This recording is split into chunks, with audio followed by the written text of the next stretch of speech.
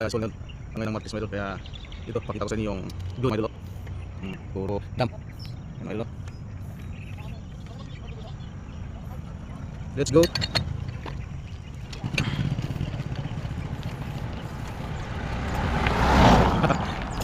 Ayos mga lods. At mamaya hanapin natin si tatay, yung binigyan ko ng pagkain kahapon. Tingnan natin kung ano, kasi kawawa talaga si mga idol. Kumakain ng doon sa basura. Kaya minsan pag meron tayong extra, bigyan natin ng pagkain. Awa talaga ako sa kanya kahapon. Diretso sa basura tapos kinakain.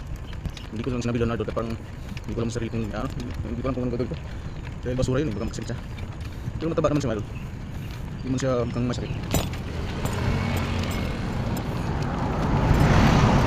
Hindi natin alam kung ano yung pagkain sa baro o talagang ano, wala rin siyang bahay dito siguro. O ano pa, ang silip nga sa video. Kaya ngayon na, ayan po ang bundok ng Kalayaan mga idol.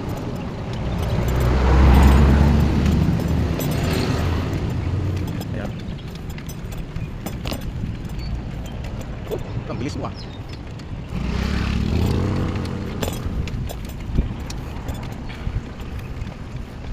Napunta na tayo sa gate.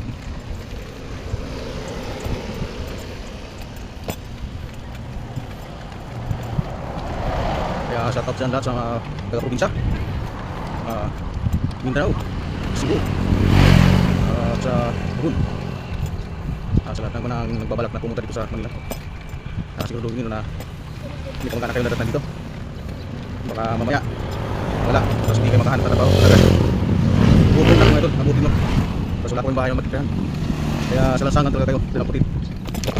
Hirap kung may buhay Manila. Kagaya nung nakaraan na nangyari sa akin, idol. Buti na lang, mayroon namang kapatid dito.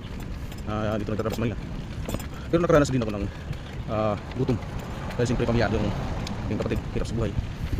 Kaya minsan, nahiya akong kain. Kasi bigay naman sa mga bata pa. Kaya walang wala. Noodles lang, okay na. Pero sa wala naman ang sus na doon, ay nagkatapumat ko parang kanina. Nagtambay na ako ng mga isang linggo. Tapos nakatrabaho na ako. Doon ko na, nung may trabaho na ako, simple wala ako sahod. 15 minutes pa ako lumahod. Kaya dinanas ko rin yung tubig ng Manila. Ganun ang dinanas ko rin sa Manila, bago sa tao. Kaya mas hindi talaga yung mga pagkagan ng buwan. Siyempre mahihiya ka naman. Pumapasok ko sa trabaho, walang baon. Tapos pag tanghalian na, yun, tubig lang nakain. Tanungin ka sa mga kasama mo, kasi mahihiya ka na. Tanungin ka nila, kumain naman.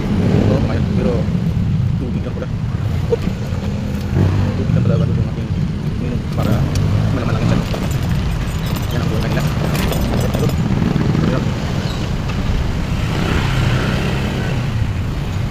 Hindi ko na ito sabi. Baka na-review natin ano. Morning! Ano kan sa may ibis ng state. Siyempre nila ito na grab. Nagtatrabaho na tubig lang. Buti may tubig ng libo. Hanggang sa isang linggo na ako sa trabaho ko. Buti lang. Meron kang tip na baka pwedeng matakan. Kaya doon ako nag-start ng utang na